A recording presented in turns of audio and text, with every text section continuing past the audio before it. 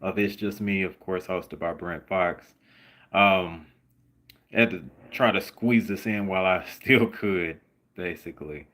Um, Now, the things that I'll go ahead and just go over would be just a little bit of boxing, and then I'm gonna go ahead and move on to my Pittsburgh Steelers.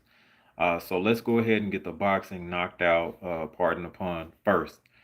So basically, Keith One Time Thurman had a fight last night or early this morning, and he pretty much got rid of a gentleman by the name of Brock Jarvis in Australia um, via a 3 round knockout. Um, Thurman, who seemed to have had flashes of his old self back in the 2000 and teens, displayed a beautiful right hand that actually hurt Jarvis severely, and then Thurman was able to finish him off with a left hook. Um, Feeling as confident as ever, Keith Thurman decides that it is a good idea to call out Tim Tszyu, um, son of Hall of Famer Costa Tszyu. I do not think that is something that Keith Thurman should do. I think that he would probably need maybe a couple of more opponents before he decides to fight Tim Tszyu. But Keith Thurman has been known to quote unquote get ahead of himself, and he has also been known to strategically avoid more dangerous opponents. At 154, there are several people that he could fight, but I think Tim Tszyu, of course, being a native of that particular area, and also that this could be a potential big money fight for Keith Thurman. I think that is the only reasons that he would even think to call out Tim Tszyu. I don't think that he would call out someone like Sebastian Fundora. I do not think that he would actually call out Bud Crawford either, even though Bud is actually going up to 168 to fight Canelo. He's certainly mentioning Earl Spence Jr., but yet again, he probably won't fight him either. And there are countless.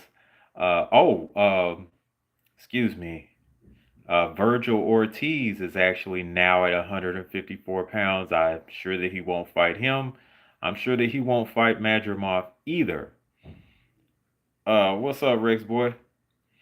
Um, hey, how's it going, Marvel? What is that? Malevolent? Hey, how you doing, Jessica? Thank y'all for coming in.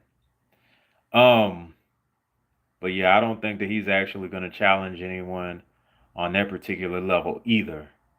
Um, so I think that this is all just some sort of like money grab for Keith Thurman, and he's probably just talking out of somewhere else again. So I don't look forward to seeing Keith Thurman actually fight anybody of note besides Tim Tszyu, in which he'll he's more than happy to suffer a defeat as long as he gets paid. Um, Moving on to the Fatal Fury card featuring Devin Haney, also headlining with Ryan Garcia versus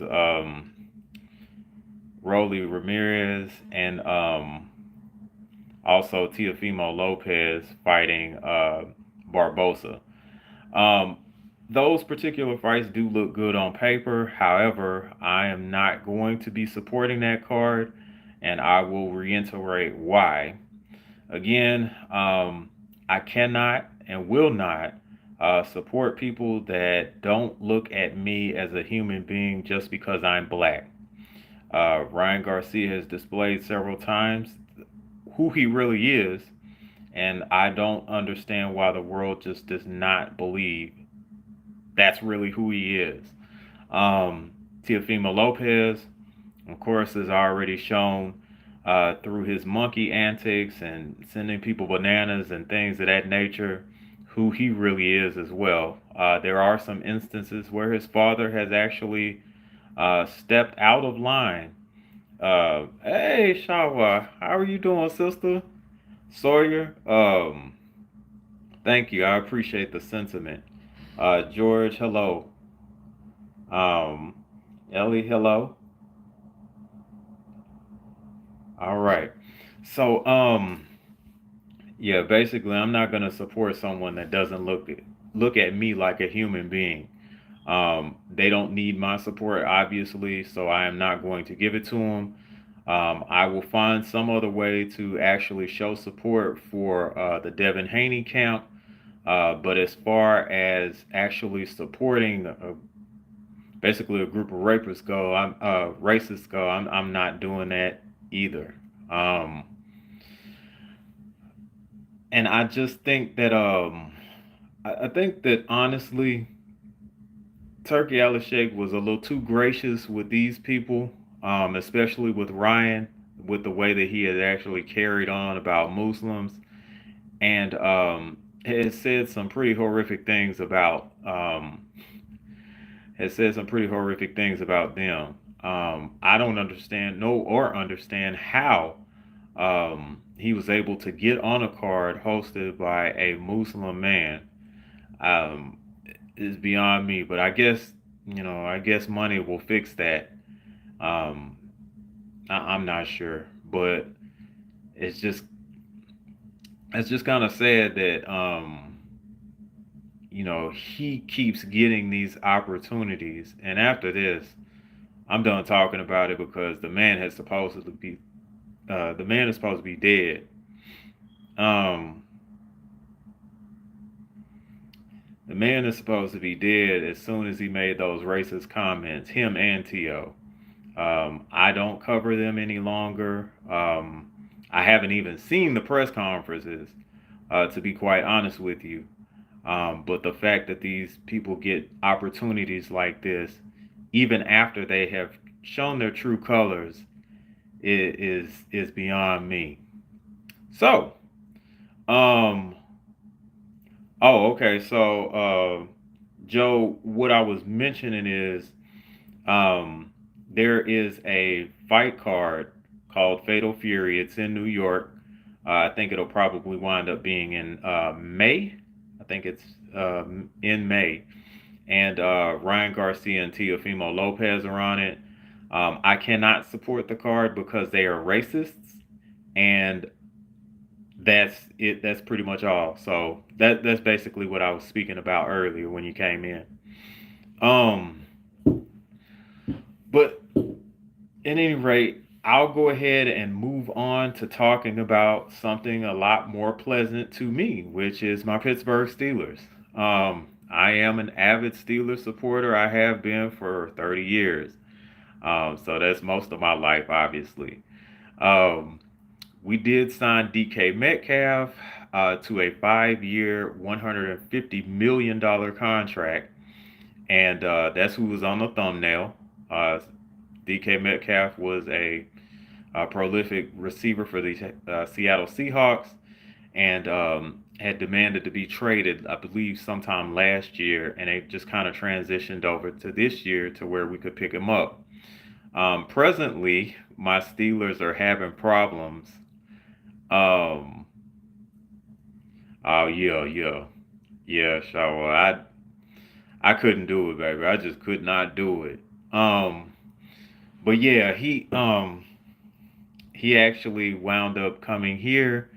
And at this point, the funny thing is, DK Metcalf is a receiver. Of course, a receiver, for those that don't know, is someone that actually catches passes and is supposed to make plays on the football field.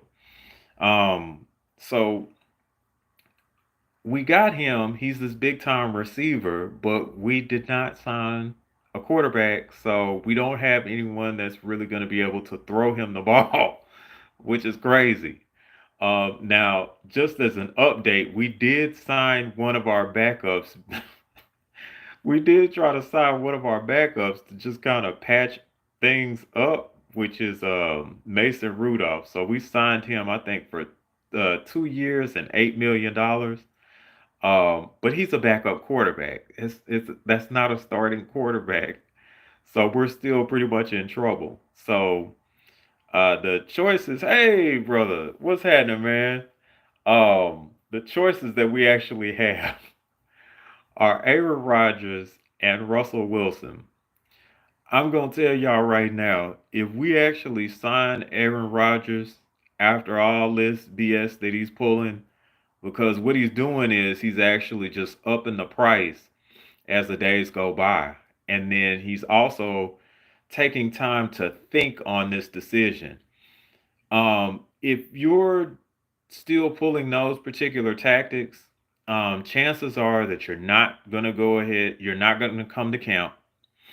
You're still not going to be a good locker room fit. You're not going to be a good leader. Um, and to be quite honest with you, if you're not going to be all those things, you're literally not worth the money that you're asking for or you're demanding in this case. So I don't get it. Hopefully we're not dumb enough to sign Aaron Rodgers. If we are dumb enough to sign Aaron Rodgers, here's what's going to happen. I'm going to probably go on a live much like this. I am going to probably make some sort of viral rant because the words that I will have for both Aaron Rodgers and my Steelers organization will not be pretty. Um, and I may, I may even boycott the season if we sign Aaron Rodgers. Um, I certainly hope so, brother. I would hope that he would probably end up with the Giants. I think Cleveland is still in a financial hole because of the Deshaun Watson contract, which I mean, that's great. That's great for me. I don't mind them struggling with it at all. Um, in Cleveland, yeah. Good luck to y'all. Not really. Um,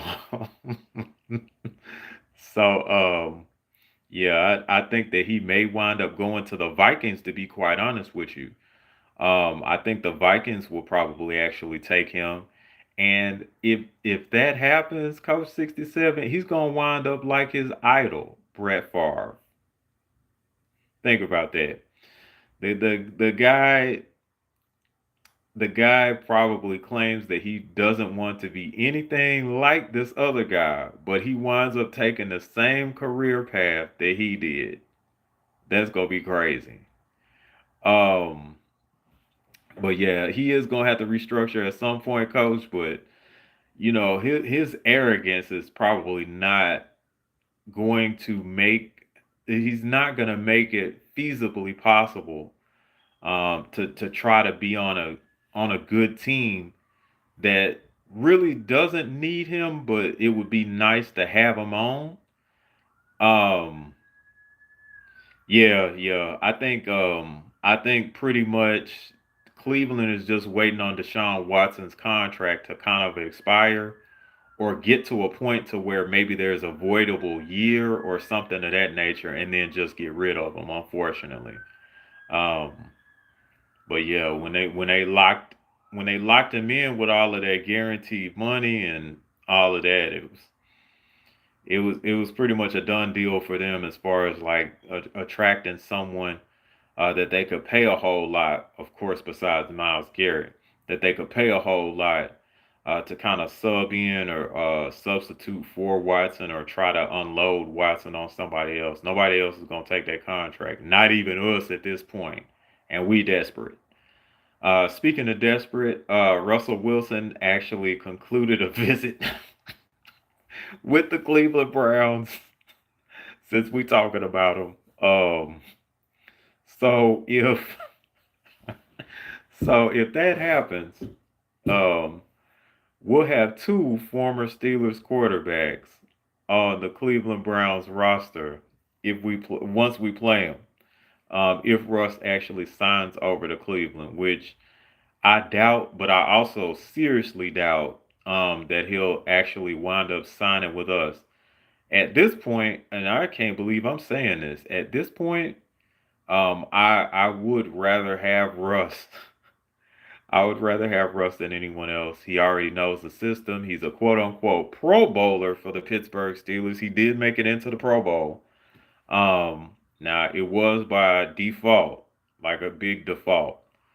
He made it in as a Pro Bowler for the Steelers. So I mean, technically, he is a Pro Bowl quarterback for the Pittsburgh Steelers. And at this point, we're gonna probably have to overpay him. Um, yeah, yeah, yeah. Yeah, sometimes, man, when things go wrong like that with players and contracts, they do. The NFL does have a really bad habit of actually just taking it out on any other player, even though that player is a multiple-time MVP. So yeah, to your point, Coach 67, you're right, man. Um, we don't, and he would be a good fit, to be quite honest with you. I mean, he already knows the system and everything else. He just needs maybe another year at it, and if you could just make sure that he doesn't push no sleds or anything that'll take him out for 6 weeks, I think that he'll I think that he'll be all right. I just that other guy is just not an option, coach. He's not, man. He ain't no option. All right. Hey, what's happening, Jared? We over here talking about the quarterback situation. Um, yeah, that other guy ain't no option, man. We can't do that, man. We cannot do that. Um,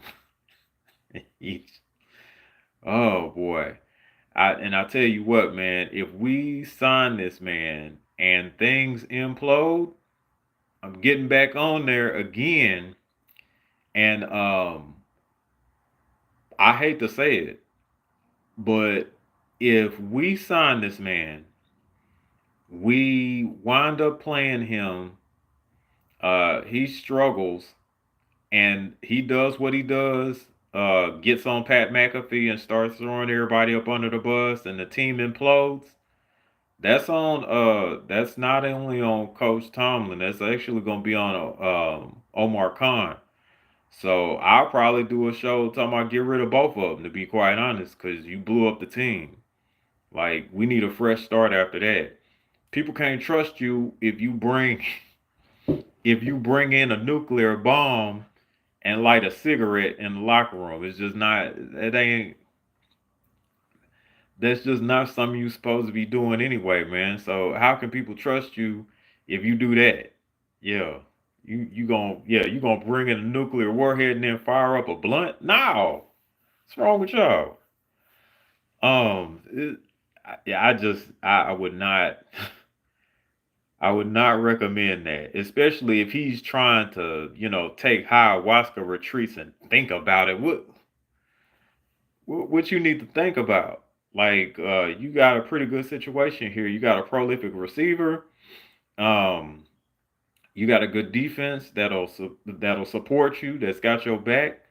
I'm sure that the offensive line is probably going to get better. We are young up front. And I think that's what a lot of people are just kind of like not really looking at. And I understand that there are some instances where, quite frankly, we are getting our butts kicked up front. But I think that is part of the growing and learning process of young players. Um, Shoot, Zach Frazier was a rookie last year. That's our best offensive lineman. He's our center. Um, Now, I will say that Isaac Siamalu, I expected a lot more from him, but I think that I'm sure that he's very well capable of having a better year than what he had. Um, James Daniels is gone. I think he went to Miami, and we got the kid from what you call it, South Dakota. I just can't think of his name right now. 66, but he's good. Or he's developing rather. And then we also have what you call it. We have our first round draft pick, Troy Fahatanu. He's coming back, and he was actually playing very well in that Denver game, and then more importantly, he was doing pretty well the preseason. Even Coach Tomlin was like, "Well, we put him over there at right tackle because he was pretty much lights out." So that's saying a lot if the coach is using those terms to describe your play. Compliments don't come easy for Coach Tomlin. So, with that in mind, I think that he'll be okay. Broderick Jones is still a pretty big question mark. To be quite honest with you, man, I really don't trust that situation. Um, and Broderick Jones, who is a very good athlete, um, he's basically the just can't get right on offensive line at this point. Um, you do see some good things from him. He'll make some good plays in the running game, but as far as like pass protection, he struggled when he had help from the tight end. Now you put him in a situation where it's him and then the other guy's best pass rusher. I really don't trust that situation from what I've seen from Broderick Jones. And unless he gives me like continuous reasons to trust him, I just can't. Um, which is why maybe we should probably fish for maybe a depth piece in the draft, or well, we're not gonna find one in free agency. To be quite honest with you, I don't think there's gonna be serviceable, even a serviceable swing tackle in the NFL who has NFL experience. They're on somebody's roster. So our best bet is to actually just try and draft somebody that's at least solid in the mid to late rounds. And coach him up, and then we'll just try to see what he does after that. Um, yeah, yeah, yeah, coach. Exactly, he is a washed up ass diva. Yeah. Um, but yeah, I'm just not sure about Broderick Jones. But I think other than that, and then we can do some balance formations like with two tight ends. You have one tight end on each side because we got two good ones. Um, we still have Big Darnell Washington. And the Pat Fryermuth has actually become so much of a better blocker than he was as a rookie. Now he's still not the best blocker by far. But at least he can effectively get in the way in a worst case scenario. um, but yeah, I think that with some tight end help, Roger Jones may be okay, but I don't trust him on the island by himself, blocking the best pass rusher on the other people's team. Like, nah, we can't have him in too many of those situations. It's just not gonna turn out well for us. But the defense, um, I'm pretty comfortable with, to be quite honest. We did sign Darius Slay, who was a cornerback for the Eagles, and the Super Bowl champion Eagles, excuse me. And before that, he was a long-standing player for Detroit. Like he was a fixture um, for Detroit secondary. Earning him the name Big Play Slay. Um, so if anything, I think that he'll probably be a better version of what Patrick Peterson was when we actually had him for that year or so. So I look to see at least solid play from Darius Slay, opposite of course Joey Porter Jr.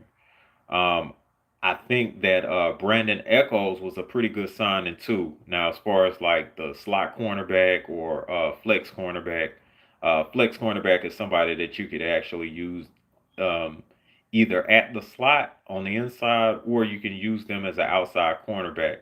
So he's a very good depth piece. From what I actually seen on like the film from him from New York last year, he does have pretty good ball skills, but I think more importantly, he's a solid tackler. Like he he hits people, and this will make sense to people that that really follow football. He doesn't tackle like a cornerback. He tackles more like a safety. Um, Maybe not a box safety so much, but he does tackle like a safety. And people that follow football know what that means. Cause Because if you tackle like a cornerback, that means if you on the if you're a running back or a receiver and you hear that someone tackles like a cornerback, then you pretty much got a good shot to get away from that person because they don't they don't want that type of contact. So it's it's a relief to see someone that doesn't mind stepping up and then just trying to make the tackle to secure people on the ground. Yeah, Jerry, you know what I'm talking about then. Yeah, you know what I'm talking about. They tackle like a cornerback. That mean that yeah, you pretty much you pretty much in business. You can do whatever you want. You can make a highlight reel. I mean, you could turn in to Saquon Barkley for that one play, and then and you could probably use that for the rest of your life.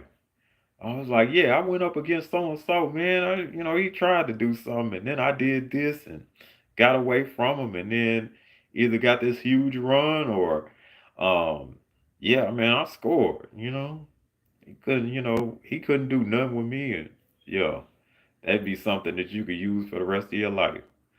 But yeah, I think that Eccles is a good addition. We did sign another former Baltimore linebacker. Um, I'm forgetting the man's name. Um, but I think that he'll probably be stepping in place of like a Landon Roberts, who I believe we should have kept, man. To be quite honest with you, he was a great fit here, and I hated to see him walk at the door. Thank you, Malik Harrison. I hated to see a Landon Roberts walk out the door, man, because he was a great asset for us, and that and not only on the field but in the locker room as well, man. You can take comfort in your teammate knowing that they got your back. Like when you go off script. So, for example, if you kind of looking at maybe the formation that the offense got, and then maybe it's like second and short or something like that, and you like, hey, I'm finna shoot this gap. Just go ahead and just cover these yeah, cover the hook zone for me, and just in case it's a play fake or something like that. Now, Landon is not very good at at like um at like covering ground like that, but he's gonna give it his best shot, and then vice versa. If it's like, hey, look, they lining up like they finna run. I'm finna shoot this gap. Go ahead and cover my hook and flat zone. Um, but yeah, he is a thumper, bro. He is a thumper. Um, yep, yeah, he is. But Orlando, no, I ain't gonna say he was as bad, but yeah, Orlando, he was he did decent in zone. You just couldn't ask him to cover anybody individually, is what it is. And I think with Malik, yeah, if you gonna have him in there, you got to make sure that it's a running down. Um, I wouldn't ask him, even in zone coverage, I would not ask him to do that too much. Um, but yeah, I think that if I have him in there, it's for running plays. It's for running plays. But yeah, I think that on special teams, because this is where we get these guys from. I think that on special teams he'll be a good fit too. Um, oh, that's a good question.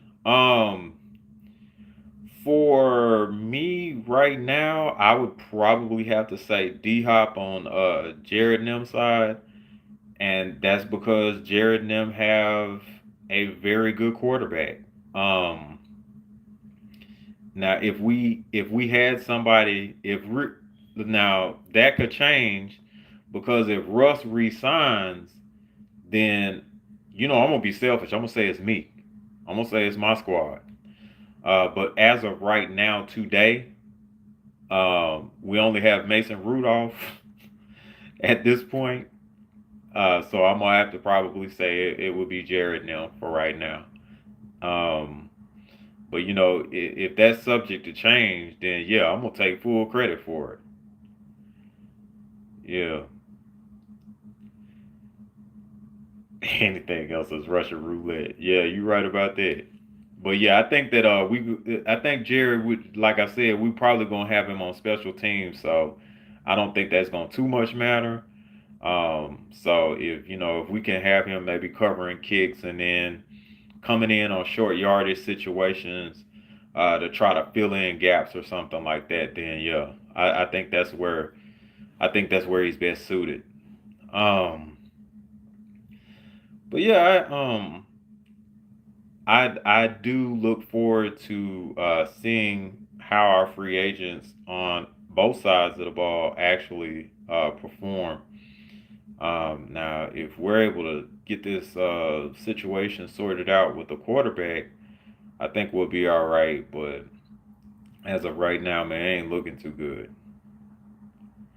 Um, yeah, I just think that if we just went ahead and just told Justin Fields, hey, look, we'll go ahead and I'm not sure what the case was, but we kept talking about or kept preaching that, hey, Justin Fields is going to be the younger, cheaper option, which if you look at it, yeah, he would have been, because all it just had to do was actually really pay him like 20 million a year.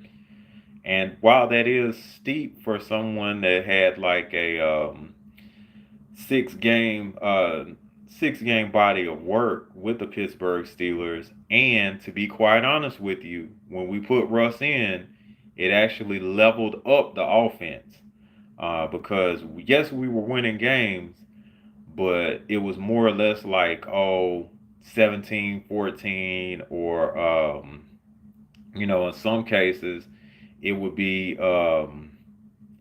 like maybe 20 to 13 or something like that. We didn't really get to take the offense to another level until Russ actually came in. But again, Justin Fields is still very young. He's only going to be 26 once the season starts, and then he'll you can still have room to develop him into a quarterback that'll probably best suit your system, as opposed to Russ, who's going to be 37 in the middle of the season, and Russ is pretty much just going to be Russ, just a lot older. um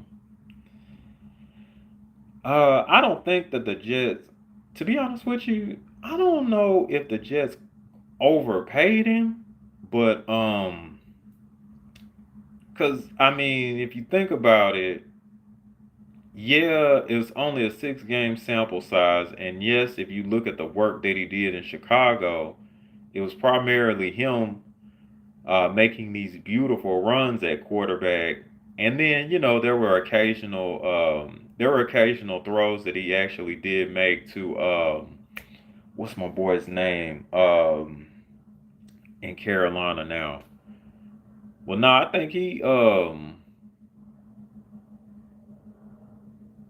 man, I can't think of his name. But anyway, he actually went. No, he came from Carolina. I'm sorry, he came from Carolina to Chicago. Um, I think it was DJ something. He did really good with him because they was a 1-2 punch back in Chicago. Um, but yeah, he did really good with him as far as just throwing the ball individually to him. But again, it wasn't much diversity. There we go, DJ Moore. It wasn't much diversity in his passing game, and they didn't really show the turnovers that he was actually making on the highlight films. It was him running and him throwing bombs to DJ Moore, and most of that damage was done really against Washington. Yeah, they were the Commanders. Um, so yeah, and then yeah, there were some garbage time there were some garbage time throws that he made that were pretty good, but again, those are garbage time against soft coverages. So we'll see. But yeah, the Jets overpay everybody. Now that I think about it, yeah, the Jets overpay everybody. Um, I think that we were prepared to do a 2-year, $30 million deal, but I think that extra 10 million just kind of took it over the top, and it was a no-brainer after that because 30 million that's guaranteed. And I know we don't do guarantees in Pittsburgh. That's what made Le'Veon Bell leave, to be quite honest with you. Yeah, I am not sure about why, Coach. Um, no, I do know why. I'm not even finna lie to you, Coach. We cheap. We cheap. We think that we could do what the New England Patriots did in the early 2000 and the 2000 teens, to where we could just sell the team like, hey, look, you're part of a winning organization that has contention for Super Bowl championships. And if you want to be a part of this, you got to take this discount. That's not going to work no more, obviously. Um, but yeah, that's why, Coach. We was cheap.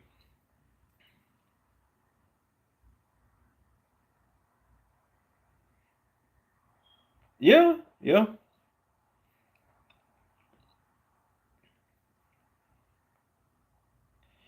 Yes, he did, Coach. Um, but what you call it? But even she be 12 took a whole bunch of hometown discounts. Oh, you funny, Jared. Oh, you funny. But yeah, yeah, everybody's coupon clipping. But yeah, I think we tried to take that to a whole nother level. But um, you also have to have some sort of contingency plan. You know, you have to have some sort of contingency plan to um to have in place just in case things like this happen. I hope this taught us a very valuable lesson. Like, hey, if this particular person don't go for the deal that we trying to give them, who else are we gonna have? Who else are we gonna have to try to make another deal with? And you need to do that right off the bat. Going and grabbing DK Metcalf, and then not having a quarterback to throw to him, that's gonna be a huge issue. I can already tell you that. And DK, even though he did well in the press conference, and there are going to be problems. And just think about that. If it's a situation to where he's not getting the ball and Rodgers is actually the quarterback, oh, it's a wrap for the season. It is definitely a wrap for the season. Cause DK is volatile. He not gonna take any mess off of nobody. And then, Aaron Rodgers, he got a slick mouth. So it wouldn't surprise me if it wouldn't surprise me if they wound up doing the Willie Beeman versus Julian J Man Washington in the locker room. um but yeah, I just yeah, that would not be good, man. Um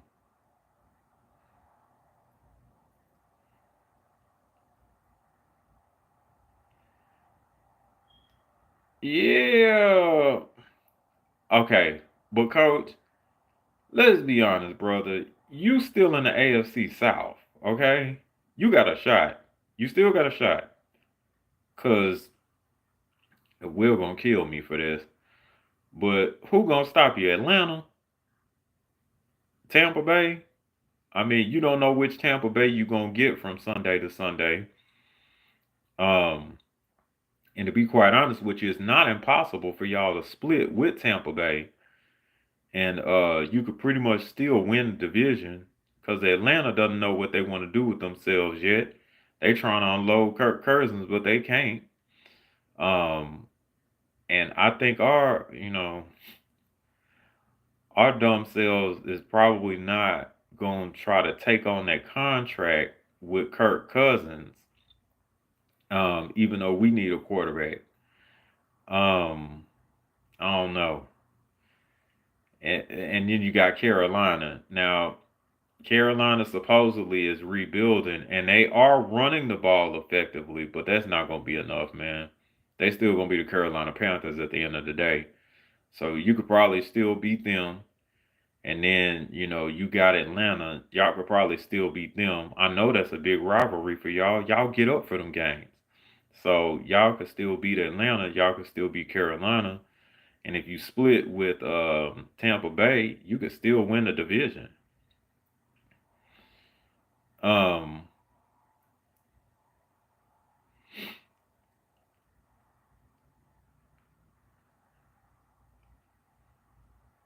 yeah. Eh, I mean, I agree with that last part, Coach 67. Yeah, that division is not good at all. But I think that yeah, they wouldn't. Um, nah, if you think about it, even if they put the Tampa Bay Bucks like in the NFC East, you got the defending Super Bowl champions. You got the Dallas Cowboys, which you don't know, which Cowboys you gonna get. And then you got the resurgent Washington Commanders. So yeah, that's a dangerous division for them. And then AFC North, you can forget about it. Like you got to see Detroit twice a year. You got to see Minnesota twice a year. You got to see Green Bay twice a year. And your best bet is probably splitting with Chicago. So nah, yeah, they wouldn't. It would be very very difficult for them.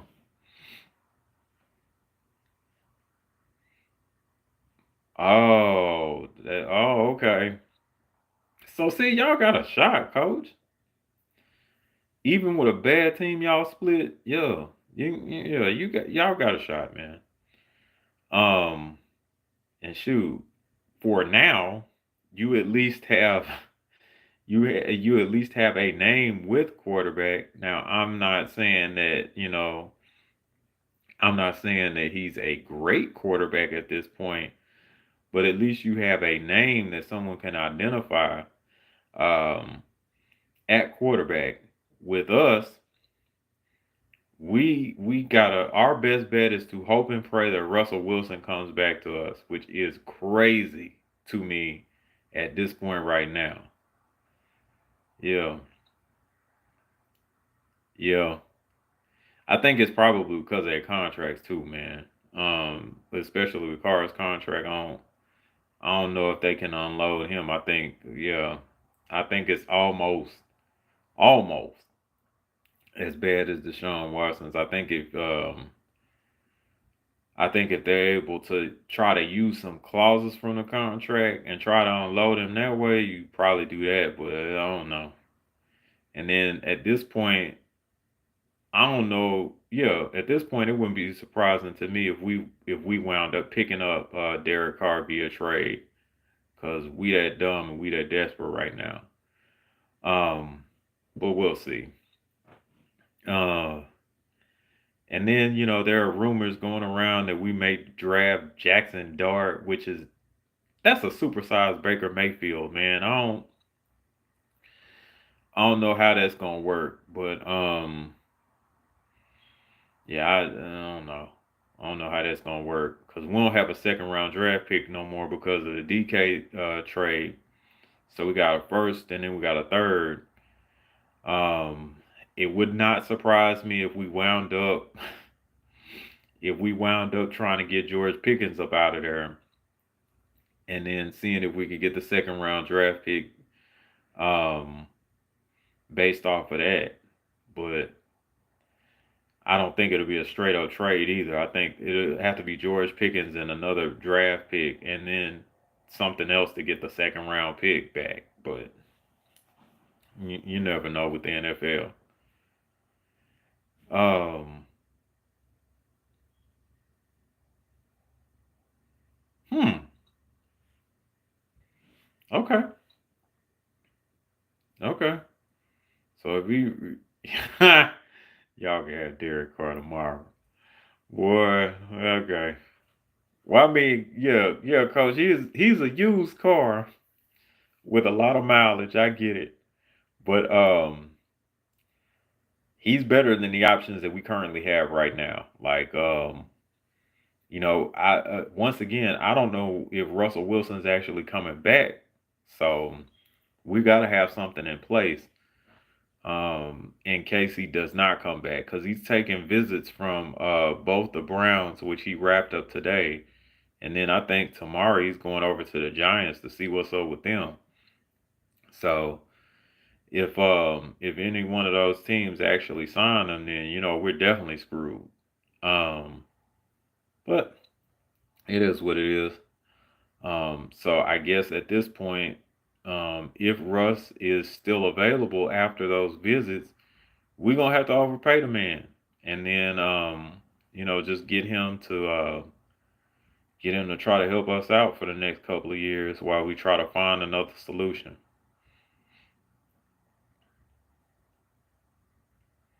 Yeah, yeah, yeah, yeah. We have to get a running back out of the draft at this point. Like, I think we'll probably wind up picking up a running back maybe in the third round from what it's looking like. Um, that being said, I don't think Amari and Hampton is going to be around. Um, I yeah, Ashton Genty is sure not going to be around, which I don't think that we would have been able to pick him up anyway. Um, I would like to still get Devin Neal if he's available in the third, but it wouldn't surprise me if we picked up somebody like Damian Martinez from like the University of Miami. There's a DJ Childress or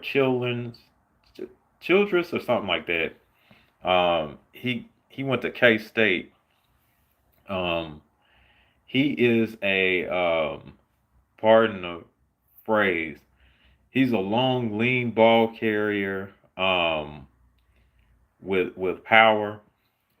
He does have some explosiveness. He's had some long runs, but like the thing with him is he's gonna have ball security issues if he doesn't.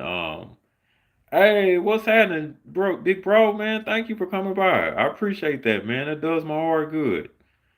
Um, yeah, he's very loose with the ball. He don't carry it high and tight. It's always kind of loose and away from his body. That bothers me because in the NFL, the first things that one of the tacklers, and Junior could probably attest to this, one of the first things that someone that does everything so turnover oriented. Like, you got to carry the ball high and tight. You got to make a cross just in case you come into contact with somebody trying to knock the ball out. Like, as a runner, your job is to protect and advance the ball. It's in that order. Like, you got to protect the ball first and then you advance it. If you fail to do that, then you could cost your team like the game. So whenever I get the ball, I try to make sure that I have it tucked away, and then I think about yardage and stuff like that. But yeah, you know that kind of bothers me about him. Samson from Tennessee, very good back, very explosive as far as vision and speed. Um, I'd like to see Coach Faulkner help him with like his cutting ability, but he also has like an issue with kind of like chicken winging the ball out.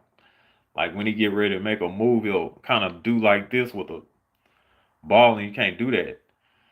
Um, again, it's high, tight, and tucked away. Like I gotten to the point to where I was kind of instructed not to even move the arm that like I'm carrying the ball in because I had a bad habit of like pumping while I was running, and then somebody would come behind and just knock it out. So what I would have to train myself to do is just kind of hold my arm or pin my arm in, and then use the other one to pump. And if I had to switch, then it's the same process. But um, yeah, I just think that it's important to make sure that you have the ball tucked away. You don't want to have ball security issues in NFL. It is a very quick way to like end your career basically.